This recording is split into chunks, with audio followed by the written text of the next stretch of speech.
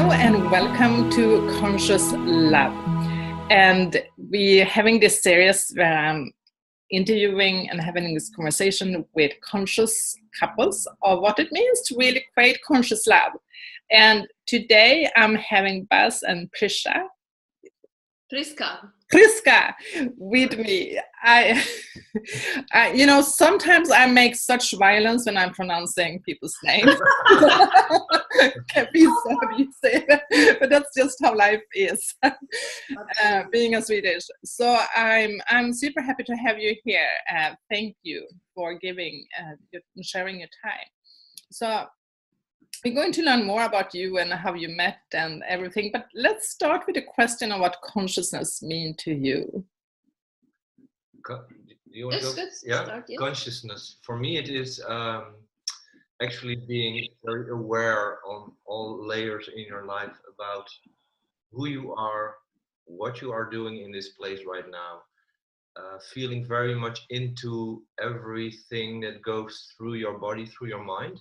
Because I think mostly people are just living too fast, and if you don't, like, there's this African tribe, the Maasai, and they have this ritual that sometimes after running they stand still because their soul has to catch up with their physique. And I think this is actually very much what consciousness is about, just to sit with yourself and to feel, okay, where am I now? How is my connection with this person? How is my connection with this person? Am I still feeling okay with what I am doing? So every time, this. You feel the same. I'm hearing it's really about being aligned with yourself. Yes, very much. And catching up with yourself, and it's also about noticing when you are not aligned. So you're actually making time for that to catch up. Yep. Yeah, for me it's really also like to summarize it, for me it's like being present with where I am, just being present. Yeah. Yes. I don't know how it is. I know you live in the Netherlands now, and I don't know how it is there. In Sweden, mindfulness is a very blooming business. And I think mindfulness is really just tools for being conscious and getting into that state of being present. So I'm noticing there's many different ways of speaking about consciousness also. Yeah. Absolutely, yes. And I think it also has to do with where you were at. Like, I'm originally Swiss. I'm just living here for around 1.5 years now in the Netherlands. And I think like with us, it's just coming now. Like, people start talking about it. And it's, of course, when you're like into consciousness and into like mindfulness, then you attract those people. So sometimes it's a bit hard to say, is it like all over Switzerland now, or is it just in my little world? Like, this is sometimes a bit hard to say, because law of attraction, you're attracting the tribe that you're like, the people that you are actually. It's true. And I'm also saying that it's, for me, when I became, the more conscious I became, I'm realizing that suddenly I just have that similar like-minded around me. So you're thinking that everybody is it, but then when you're going out in the normal world, you're realizing, no, there is something else. Yeah. I've been thinking a lot, how do you explain for someone who is not conscious how to become conscious? Maybe it's something that has to be experienced. So I'm curious how you met each other. Bas, you were living in the Netherlands, and Priska, you were in Switzerland. Yes, exactly. I think we have to do the short version because it's a very long story. It's a really long story. We were both in an international Facebook group where people, conscious people actually met. And at one point, some people created a meditation group, a global meditation group. And at a set time, it was mostly on Sunday evenings, all people around the world started meditating on the same time. Well, we were both in this meditation group as well. And the first time we were meditating, I was, in the, how do you call it? In the some other realm. In some other realm. And for the first time in my life, Priska, because I knew her from the group, Priska showed up in the meditation, and she was in front of me very close, and we were staring at each other. And after the meditation, I had like, what is happening here? I never experienced such a thing, and it felt so really as if she was around me. And I don't know if I told you right then. Yeah, I think we both told each other the second time. Yeah. Because I experienced the same thing, but I was freaked out because he was married. We have to say he was married at that time, and I mean, like, the last thing I want is taking a married man. Yeah, it's just not an option, right? But this happened, and I was like freaking out, and I felt a love I never felt before. So I was like, after meditation, I was like, okay, good night, everybody, I'm done. I was just like crying in my bed, and I didn't tell anything. And the second time, when we had this meditation, then he told me what happened, and I was like, holy shit, like shit, it just cannot be happening, because it happened again to me as well. And yeah, so I opened up about it as well. I was like, yeah, I know what you're talking about, because here as well. Yeah. Wow. Just hearing that, my body is shivering, and I got goosebumps over all my body. It's so powerful, like was a message that came in front of you simultaneously in the meditation. Wow. And then we started like connecting more via personal messaging, and it was so clear that there was something special, because everything we talked about was like connecting and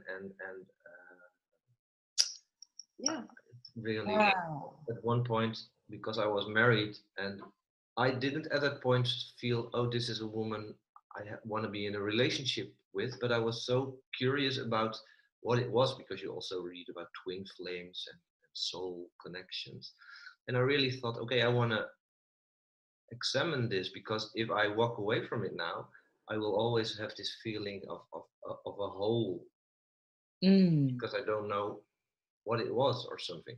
Yeah. So at one point I decided to go to Switzerland, where she still was living, and she came and picked me up from the airport. And then when we also physically met and felt each other when we hugged, it was so clear that this was not only a soul connection, but it was just it. Yeah. And then you moved home and you got divorced, or what happened? Yeah. Yes. Yeah. Because it was, and I have to say that the marriage I was in, it was not that I was unhappy there, but I had for a longer time already the feeling that we were just coasting on, and that we were living more like brother and sister instead of like lovers. Yeah. You become friends instead of lovers. Yeah. So this actually, what happened with Priska was more because people always ask, oh, so this made you divorce? And I said, no, it was more the Kickstarter. It made the divorce happen faster, but in the end, the divorce would have been happening anyways. But now it just happened quicker because this beauty was there. It's really fascinating, because I'm seeing this as a common thread, is that like the relationship people had was, everything was good in some way, but it was like meeting this special person, it just boosted to a new level. Yeah. So it means that it must mean somehow that, so did you go into this with some kind of expectations or emotional, like, or like, what was the difference starting this relationship, like, compared to previously ones? Well, it may sound very cheesy, but for me it was not even an option. It was more like, I cannot do it differently. If I don't go into a relationship with this woman, I am so lying to myself and pushing away something that I know from top to toe will make me the happiest man alive. And if I push this away now, who am I being dishonest to? I'm dishonest to her, to me, to my children, to... So it was more feeling, it really felt as a truth inside of me that this just needed to happen. Yeah. How was it for you, Priska? For me, it was the same for me. Like, as I said, I had this very strong belief, married man, this is like a sin to take a married or a man, like a man in a relationship in general. This was so deep, and therefore I was really challenged to my max, and I'm still dealing with it to some kind of point with guilt and whatever happened, like came up with it. But it felt like I had no choice. And first I didn't want him to come even to Switzerland, because I was so afraid what would happen or could happen if this would turn out to be what I thought it would be. But I had no choice. I even had no choice to leave Switzerland. It was clear. It was just clear. I have to go. I have to live that, because like when I deny this truth, this part of me, I'm like lying to everything that I'm doing, because I'm also a coach. Like, I'm empowering women to like speak out their truth, to go for what they want. Yeah. And I just really had to live up to this. And I felt like, I cannot, I have to. And I also knew, like, besides my business and what I do, I just knew this is the love of my life. This is the one love I always have been dreaming about since I'm actually very small. And what was you were saying there was a fear there. What was the fear? What is the fear of being in union with the ultimate love, or like what was the fear around? It was the consequences. I mean, like, many people had to get hurt because of our love. Like, of course, his family, his children, my family, who had to let me go to Switzerland, my friends. And I just felt like the most self-centered bitch ever, actually. Like, oh my goodness, I'm just following my heart, following my truth. And so many people just have to, like, get hurt because of my happiness. And this is so hard for me. And to still stand strong in my truth and to go for what I felt was the right thing to do for myself. Like, this was like this was really a war in myself. And I don't know how many like nervous breakdowns I had during this time, and getting back up, and I grew like in the speed of light, like period. Like, this was the best personal development course ever that I have done for myself. I'm really hearing that and I think for a lot of women are holding themselves back from really leaping forward and trusting, and you did it. Yes. Is there a way, when you came together as a couple, is there a way you have, how would I say, structured or build your relationship in a different way compared to what you would say had happened? Well, but this has also to do with the energy between us and with the personalities we both are, because I feel so incredibly masculine and manly with her, and she feels feminine and female with me, and we are so honest about everything. And we didn't like sit down and talk about, if we want to have a conscious, great relationship, then we have to do this and this and this. It just happened, because whenever she feels something I do, she just confronts me with it. She calls me out on my bullshit, and I do the same with her. But also, and this is for me a difference, because in my former connections or relationships, I always withdrew because I was afraid of hurting people. And with Priska, I even speak out my truth, even if I know that it might hurt her. And then if it hurts her, I know I can be there for her to support her or comfort her. But still, I feel very strongly now that what I need, together with what we both create, but what I need is one of the most important things to make me a happy person. And if I am a happy person, then she can benefit from my happiness as well. And the other way around, it works the Yeah. same. Yeah. So, Yes, true. yeah. True. Yeah. I think that if we have like, if I would call it kind of a silver lining through it all, or a red thread, it would be the truth, like being honest, like really, really honest, even if it hurts the shit out of yourself or of the other, to really be just who you are and speak out your truth. And there really for me is also like, I never planned that, but because we already started that like naked, somehow we already had to put everything out to start a relationship. Yeah, it's just how we are now, and and how we live together. Yeah. So I'm hearing that there's really like a new honesty and a new nakedness in front of each other, where you're not hiding or withdrawing, rather noticing that something's going on with you and actually speaking it. Yeah. And also that there, of course, are situations where I still try to hide, but she is so good in seeing what happens there that she just calls me out and say, hello, I see what happened. And then sometimes I say, okay, but you have to go away now because I really want to sit in my cave and leave me alone. But mostly I see what happens because she points me out on it, and then I open up, and then and maybe this is part of the consciousness as well, is to see that something is going on with your partner and you're actually calling it out instead of being not conscious. You're not seeing it, you're not speaking about it, and it's just happening, and it goes down to your subconscious programming and rules your behavior. Yeah. And it also brings stuff up, because like at one point Boss said, I had no clue that you still have so many issues. Me neither, because I thought like, well, I have been through so much and I've worked so hard on myself and shit.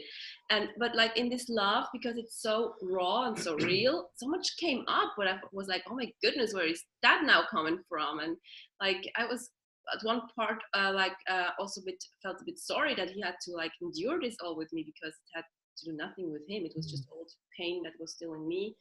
And also, of course, it has never to do anything with you, but you know what I mean? Like it was not like coming from this relationship. And yeah, it's really interesting what sometimes is still there and what has the chance to come up when you have this openness together. Yeah, and you can relax and be yourself. I'm feeling safe. Safe, yeah, true. It's a safe place to go into that. Yeah, and I'm also sensing there is something about the polarity, like the masculine, the feminine. That's also something that is different compared to previous relationship, right? Yeah. Yes, very much. I think it has also to do with this. It sounds also strange, but it has a sacred part. Of course, we're very earthy, down to earth, doing our stuff, everyday life. But something in this relationship feels very sacred. And I think we're both honoring this and also seeing the sacred part in each other. And we're having these moments where we really are honoring these things in each other. And I think this is really, really different from previous relationships. Yes. And it really is the energy, what I already said, because I have, through my life, I have always been considered by others as a feminine man, like lots of feminine energy, and I still have this, which is good, because I think it's all about balancing also inside yourself, the masculine and the feminine. But with Priska, I feel so much, and it's not that I'm playing a role, but it's just happening. I feel so much. Yeah, she's bringing that out in you, and giving space for it. Yeah. And vice versa. Like I have never felt like that feminine my whole life, and like to allow it, and just I don't even have to do anything. He just sees that in me, and I was like, wow, it's so beautiful. And I feel it in myself as well. This is the thing. It's not that he just sees it and I feel like, oh, I don't know what you're talking about, but I'm really feeling it in myself. That's really beautiful to hear. Do you have you were saying you were having moments where something happens, so I'm curious, do you have created some kind of key structures as a couple where you deepen your learning in some way together? We have structures. It's not like a really set structure, but it actually goes automatically in some sort of a flow, that whenever we feel something coming up, then we sit together. Mostly we take each other's hands so that we really are connected, and then we just speak out what is happening. This, and also when we get intimate during sexuality, it's always very, I don't know, it's always very conscious. When we make love, it's always very conscious. It's not, if I compare it to other relationships where it was just like, okay, sex, klar, ready. It just happened. But this is really conscious. We really both are very much into it, and we adjust our energies onto each other, and we really feel into each other. So it's all about really, really taking time for each other, really listening, really connect. If there would be a structure, I think this is it. Yeah, it's just something that happens spontaneously that I'm sensing, like that's one of your key elements, is that you're connect with each other and have the conversations. And sometimes this also happens not so like structured as he just put it out. Sometimes it starts with somebody having an attack and being angry or whatever, and then like the other takes the other by the hand, like, okay, let's talk about that. Or when the kids are around, oh, let's change our clothes, and we go up and like just actually talk together, and what's happening in your space. And then we like, we have a talk. Yes. So that's what I'm hearing, is if there is a structure, it's actually like the other, you're noticing each other, so you can immediately grab the other person and saying, hey, let's go upstairs, or whatever it is, and then you're taking it there instead of waiting. Yes. And also in ourselves, when I feel like something is nagging in me or nagging on me, I just don't wait. I really, as soon as we have the chance to talk, I just talk and tell him what's happening. So it's like really also with him, when he feels like this is somehow hurting me, what just happened, or this is somehow strange for me. And then we talk so much. Yeah. Sometimes it's even, in the beginning, we're like, oh, we're constantly talking. Shut up! Really? Anymore.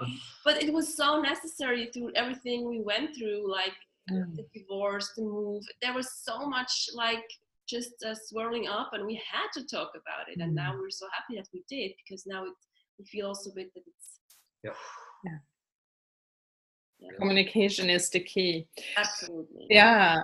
And you were actually preceding me. I was thinking next asking if we could talk about your sex life, but it seems like we've done it. There is a difference with previous, is the connectedness you're really feeling. Yes. Yeah. And there's really like an energy that I also never felt. Like this is not it's not sexual energy purely, but really I have these like shocking moments when I really he has to hold me, because I feel like the energy, I cannot hold the energy in my body anymore. And this is really, really special as well. And sometimes a bit like, I don't know what it is.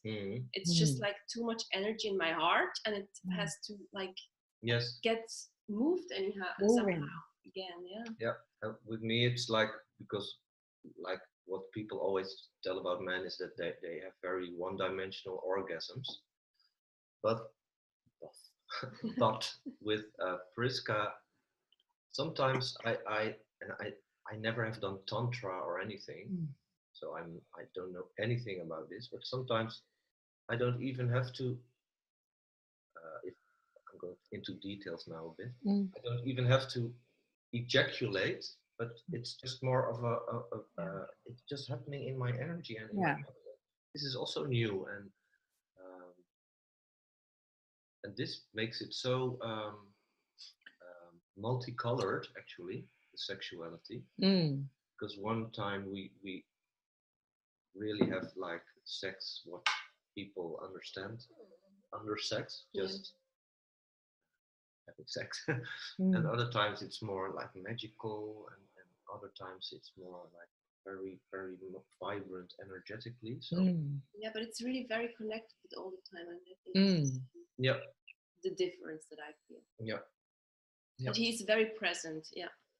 Yeah, I'm sensing when two conscious people coming together, it's also a more like exploration of the energy that exists and how you can cultivate it and heat it. And I'm really sensing that you're doing it intuitively.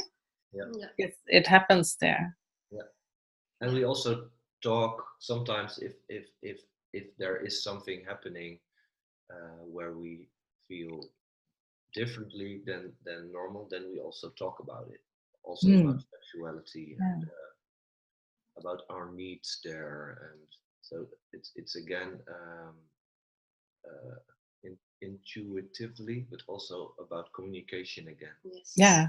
And being present with your own feelings and wording it out. Yeah.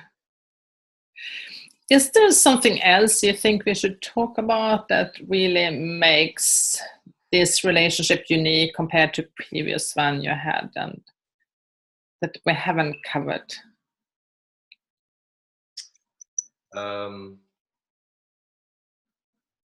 Well, what I think, if you really want to grow together with your partner and be in this very conscious love relationship, then you have to be very bold, and you really have to dare to go deep, really dare to go into the shadows, and to because in the beginning, and still, we both got sometimes so very much triggered, and then when we went into it, it had everything to do with old patterns and with wounds that we got when we were child, in the education, in the connection with our parents. So I'm almost sensing there is like a healing happening. Yes. So it's like when you're healing your partner, you're also healing yourself, or that way around. But there is something that most people like. So, for instance, I've been single many years and took a pride on my independence. I could do my personal development, my journey. I didn't have to take consideration into anybody.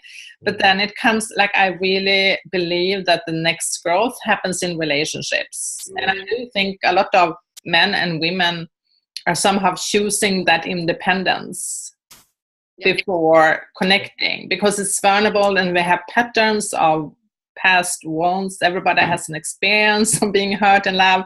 So it really takes something to commit to a relationship again.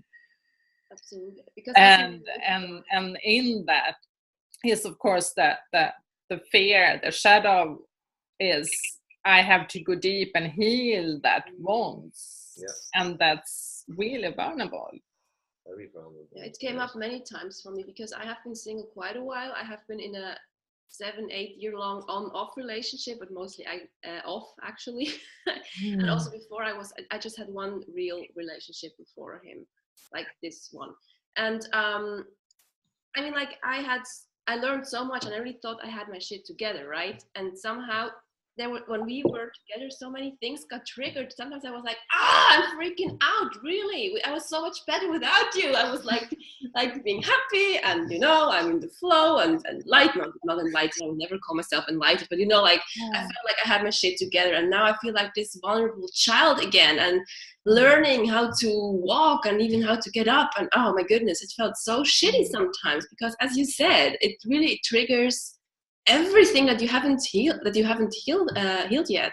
Yeah, I think really some things you only can heal in connection with someone else. And you can do the work when you are alone. You can do lots of self-development, but some things you cannot do on your own. Yeah, it's true. Yeah. And now we're coming to the importance of healing the relationship to yourself, knowing yourself, open up to love. There is a connection in what you create in the word, of what you create in your business. So how do you see, tell me what you're doing, but also how your businesses have changed since you met, like what has been a transformation here for you? Yeah, it's crazy actually. Like, because I have been self-employed partially, like since forever. I have doing something for myself. I've been working as an actress earlier, but then I started coaching because I had all these life crises and stuff. And I was always some kind of blocked in my business. And I don't know, I didn't have the courage to fully show up, fully show myself. But then I decided at one point when this happened to also share my story with my viewers, because I have a YouTube channel. I just started to show up like in a total different way, much more vulnerable and stuff. And like after I went to the Netherlands, I was working in another job, still in a how do you say that? In a travel agency. Exactly. And after 2 months, I was like, clear, I cannot do that anymore, because I was so this love and this connection. As for me to be so truthful to myself, I felt I cannot do this work anymore. I cannot be around these people anymore. I have to do, like, also in my business, I have to just do what I want to do. And I really, like, I thought like, okay, I can stay 4 months with the money I still have. And this has to work now, being self-employed. And it worked. Wow. Oh, sorry. No worries. And it's so funny because I really also thought I was really stuck in my business, because I also felt actually what I want in my life is this new step. I need to step up in my own life, and I didn't know how to, and I really needed him to do that. And there was no other way. And this is why he showed up also for my personal development, but also for my business. Yeah.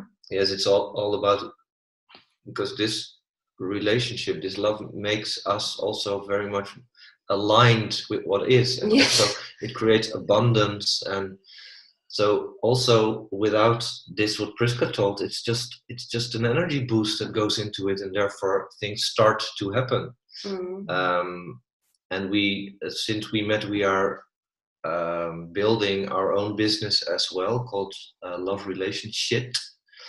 And it's not there yet. We are still building, and the website is under construction.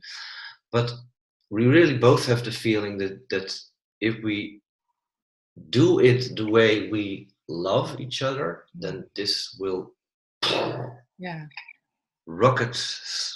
Skyrocketing. Yes. Helping other couples understand what it takes to create loving relationships. Yes. Exactly. With yourself, and then with another person. Exactly. Yeah. And I don't even know how love that we wanted to do something together. I think we didn't even discuss about it. It was so clear that we're going to do that. And then LoveRelationShit was born in one night when we were thinking about names. What are we going to do? We don't know. Let's look out for a name and let's do that. And we're just sharing now at the moment videos where we talk about the everyday love relationship that happens to a couple. And we just have very honest and raw videos, because I think as we are honest in our relationship, we want to build this honesty also with our clients, future clients. To show up as who we are, that they can show up as who they are, and that they don't have to hide anything, because then it doesn't work anyhow. That's really beautiful. So how do people find you if they want to learn more about you? Where do they go? Well, now they can find us actually via Facebook and YouTube. Yeah. We have a page called LoveRelationShit. And we have a YouTube channel as well. Actually, you can go on www.loverelationshit.com, and then you have all the links to YouTube, to I think even Instagram is there now. And that's really your videos are really funny. I love them. I think they are. Thank you. Yes, and if you want to really get these videos regularly, you can subscribe to our love letter that we send out when we have a new video up, and then you just get free stuff and inspiration. Into your mailbox. And we also have, at the moment, we had this series called Into a Man's Mind series, because we had so many questions from women who were like, oh my goodness, I don't understand these men, how are they working? And so I kind of interviewed him on the question of these ladies, and he gave epic answers. I was like, oh my goodness, if I only would have known this earlier. how this works. I think that's everything women wants to understand men. Yes, really, and also the other way around. The other way around, of course. Next, the other way around, exactly. Yeah. And of course, he's not every man, and I'm not every woman, but it's certainly interesting to see how, like, a conscious man is answering to these questions. It definitely is. Yeah. Thank you so much for your time being here with me and sharing your wisdom.